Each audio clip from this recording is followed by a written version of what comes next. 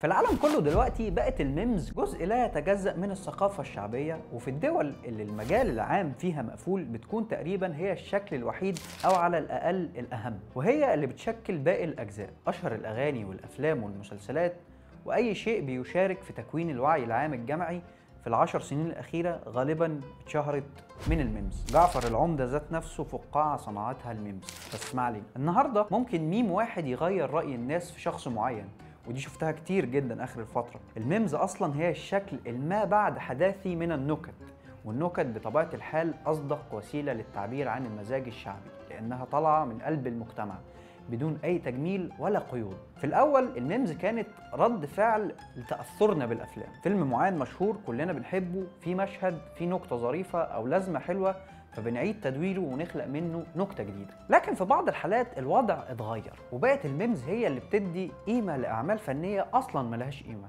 وفي حالات تانية اعمال ما كانتش بتحظى بنفس القدر من التقدير والحب قبل ما نحلبها في الميمز. بل وكمان الميمز بقت بتصنع اغلب الاعمال الكوميديه اخر 10 سنين مثلا.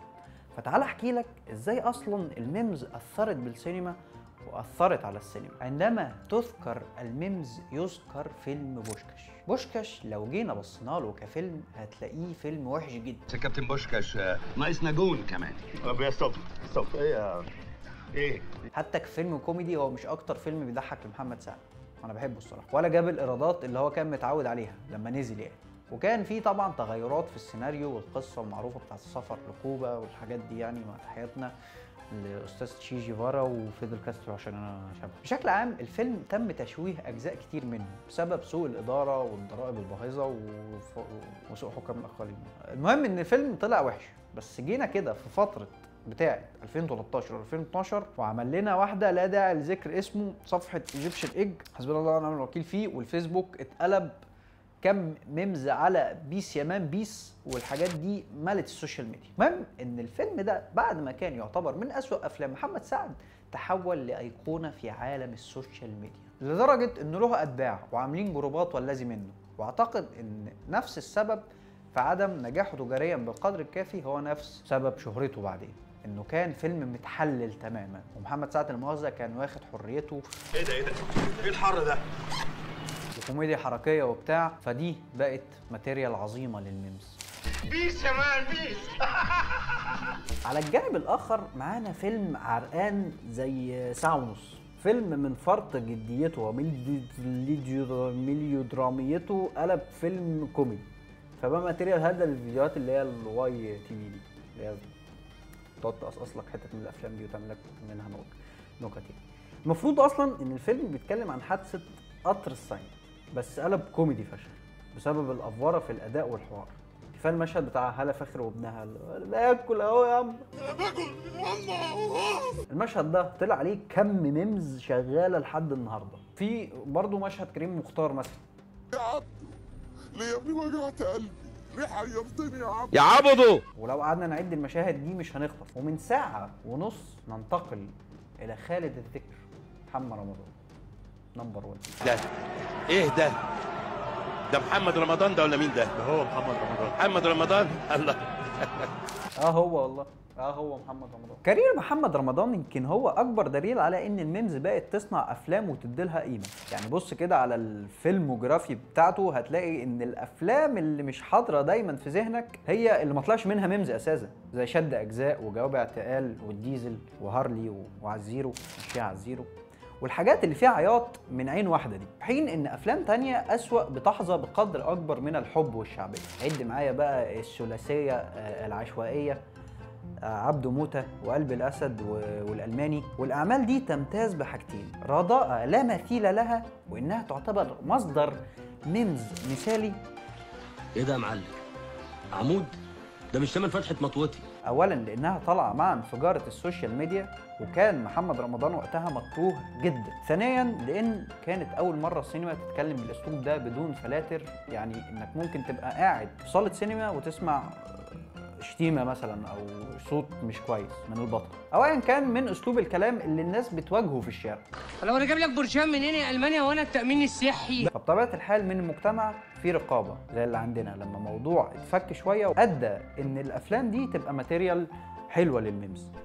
جعان نوم والله. خد حط لي ده في الزيت فريزر. في بقى فيز تانية في كاريره اللي هي بتاعة محمد سامي والمستمرة لحد دلوقتي. محمد سامي ومحمد رمضان عملهم فيها شيء مميز جدا يخليها ماتيريال ميمز عظيم، وهي ان كلها شخصيات أحادية جدا، ودايما بيلعب على الثنائية بتاعة الخير والشر، البطل والشرير، والبطل بتموت فيه كل نسوان الحرب. بيعرفوا وبيتعمدوا يعملوا الجو ده جدا، وكلنا بنشوف القهاوي بيبقى شكلها عامل ازاي والمسلسل شغال والميمز تطرقع والناس تتفرج اكتر على المسلسل. الكلام ده كله كانت بدايته من الأسطورة اللي اتجوز فيه 4. سبحان الله ال4 بيموتوا فيه ما عدا روجينا، كانت بتموت فيه برضه بس وهو رفاعي مش نصر. المسلسل ده لما اتعمل في 2016 كسر الدنيا، انا ذات نفسي كنت بتفرج عليه، كل الناس تقريبا كانت بتشوفه، وده بسبب حاله الكبت العامه اللي كانت ابتدت تتبلور وقتها، وده كان تزامنا مع انفجار موجه المهرجانات على نطاق اوسع من اي وقت قبله، وانتشار نسبي للراب. 3 محمد رمضان باغانيه والمهرجانات والراب بيجمعهم حاله نفسيه واحده تقريبا، وهي طارق ايه يا حبيبي؟ ميه عشان شرقت. الاحساس الزائف بالعظمه. هتلاقي ان المسلسل المتحلل ده طلع منه ميمز كتير غرقت السوشيال ميديا، من افيه طارق هات لي ميه عشان شرقت لافيهات تانية كان واضح ان المسلسل كان واضح في المسلسل انها معموله عشان ميمز السوشيال ميديا ودغدغه الوعي العام. ودلوقتي بنشهد صحوه تانية وجروبات بقى واعاده مشاهده للمسلسل ده لنفس الاسباب تقريبا. وفي بقى حاله تانية لوحدها اسمها جعفر العمده. المسلسل ده في نصه الاول تقريبا ما كانش ناس كتير بتتفرج عليه، وكله بيتريق على التكرار والنمطيه والاربع ستات وجو الحاج متولي، وده نفس اللي شفناه في الاسطوره. الله على الكرياتيفيتي يا عم محمد سامي عسل. بعد الاسبوع ده ناس كتير بقت تشوفه في الاول كترول، بعد كده بقى في دفاع غريب فشخ عنه لسبب مش مفهوم، والموضوع اتقلب بقى اللي مش بيشوفه هو اللي محنك ومتعالي، واللي بيشوفه ده العادي، لدرجه ان الباشمهندس لؤي فوزي، تحياتي حبيب قلبي، احسن واحد بيتكلم في الكوره على النت، عمل جروب على الحوار ده.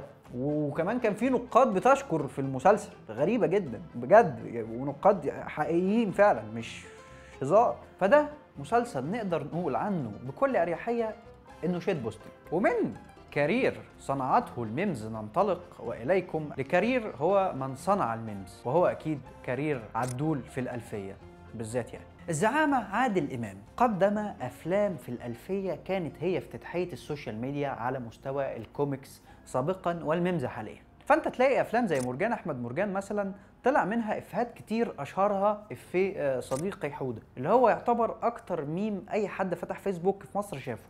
بجد الميم ده كان منتشر لدرجه ان التمبلت دي لوحدها ليها دراويش وتعمل لها صفحات وجروبات والدنيا هايصه ساعتها، الموضوع كان مات من قريب بس يعني. وتروح لافلام تانية زي السفاره في العماره هتلاقي ميمز تانية، مش انا عيد ميلادي النهارده، وعريس من جهه امنيه، تجربه الدنماركيه. كل الافلام دي الميمز ادت لها قيمه اكتر من قيمتها الحقيقيه. وقيمه عادل امام ونصيبه الكبير في الميمز بينسب في رايي التهمه بتاعت انه ما عندوش غير رياكشن واحد.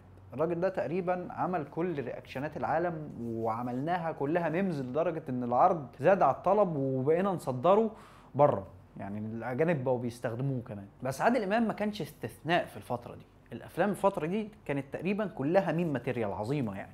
فتلاقي ان تمبلتس افلام زي الناظر وصعيدي في الجامعه الامريكيه والليمبي لحد النهارده بيتم استخدامهم، وده لسبب بسيط جدا، انها كانت افلام اصليه وقريبه للمواطن العادي وهمومه، فكانت بتطلع ميمز بشكل عادي جدا. يعني حتى في افلام هلس زي وش اجرام بتلاقي كلمتين عن البطاله، عن الغلا، ومحدش بينام من غير عشاء يعني، ويحيى مبارك وهي هي والكلام ده كله يعني. فانت كده كده هتتواصل مع الفيلم بشكل من الاشكال، وتتوالى الاحداث على الحال ده لحد ما وصلنا ل 2011 وبس يا معلم. الدنيا مقلوبه والسينما في البلد كلها واقفه، والسوشيال ميديا طلعت اكتر على السطح وغطت على الاعلام الرسمي. ومع توحش السوشيال ميديا الكوميكس او الميمز خدت حيز اكبر من حياتنا، وبقينا نستخدمها بشكل يومي عشان نعبر عن اي حاجه، من اول درجات الحراره لحد دكتور الجامعه الغلس. كل الحاجات دي الميمز عبرت عنها ببساطه وسهوله. وفي نفس الوقت ده كان الفنانين والكوميديانات خصوصا بيبعدوا اكتر واكتر عن الشارع لاسباب كتير لا داعي لذكرها، بس انت عارفها اكيد. في الاول حاولوا ينافسوا